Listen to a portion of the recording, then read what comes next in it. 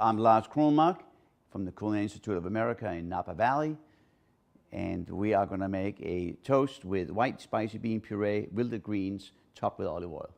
We're going to use pre-cooked navy beans, delicious multigrain bread. Over here in my little pitcher, I have a little bit of vegetable stock, olive oil, garlic, red chili flakes, and I also have some rosemary and some sage. Take the Swiss chard, which I'm going to take the stem out in the middle.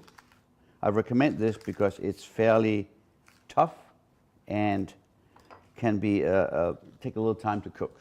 So I discharge that, and then just tear it apart in small pieces, and this will become the topping of our spicy white bean puree toast. So we're going to heat up the pan, medium heat. Take your garlic and your chili flakes, also your olive oil, and what we're going to do is we're going to quickly heat up and sear off the garlic with the beans. So first of all, I use about 2/3 of the olive oil.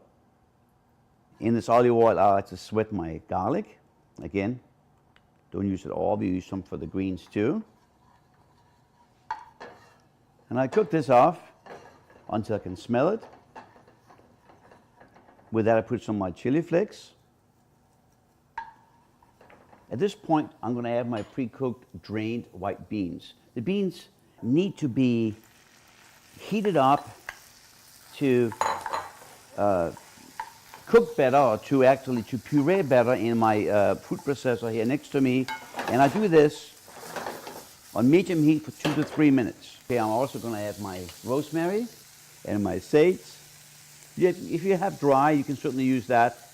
You know, I had some fresh. It works really well. And this is something that most people have in the herb garden today. After I have heated up the beans, I will go ahead and add them to the food processor. Add them right in here. I like to, for texture, puree this with a little extra olive oil and the vegetable stock. Let's go ahead and start the machine first. See right away the nice puree. Stop it.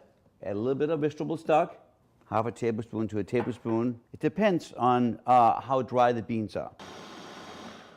I would recommend you scrape down the sides of this Rupercup food processor once, and at this point, you can also check the texture. Looks really delicious. I'm going to go ahead and add a little bit more of my vegetable stock to get a little thinner down. Put a couple of times, add a little bit more, and some salt. Since there's already a pepper flakes inside, I wouldn't add any black pepper. All right, let's take this out. This can be done ahead of time. I kind of like to do it when it's lukewarm, so this is what it is right now. Take this out. Let's go ahead and do the greens. And the greens are to be cooked in boiling water for approximately 1 to 2 minutes, or as we say, when it comes back to a boil. So I have in here water. In the water, I like to put a little bit of salt. And this will go into the boiling water.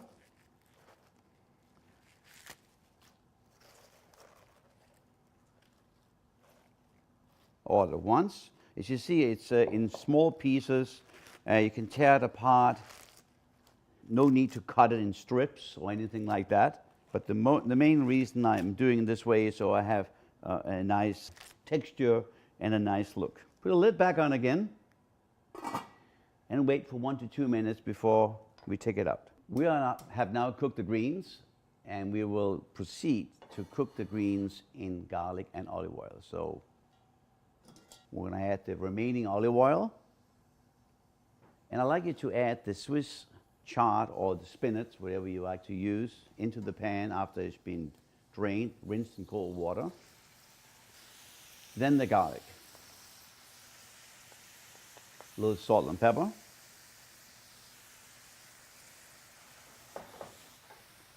I'm going to turn this off and let's do the toast. I got this delicious multigrain bread. You can use any bread you want to, but I just think this is a really great size, and I feel this is the way that I would serve this dish. I'm gonna pick up my pan, and in my pan, I'm gonna go ahead and toast my bread. You can toast it in a pan or you can toast it in the oven. I like to use it like broiler. And best will be to have it cooked on both sides. And the toast is ready. To finish this dish, we are going to take our toast. We're going to cover it with a big layer, or thick layer, of white bean puree that we just made. And this is often eaten with knife and fork as an appetizer, first course. I'm going to like to top this with a generous amount of Swiss chard. Garlic greens. I think it looks nice to have it right in the middle, but you can certainly also put it out on the whole toast. To finish off the dish, I have a little extra olive oil. And this olive oil I like to drizzle on top, like this generous amount. And here we have our bruschetta with spicy white beans, wilted garlic greens on a beautiful piece of multigrain toast. Enjoy.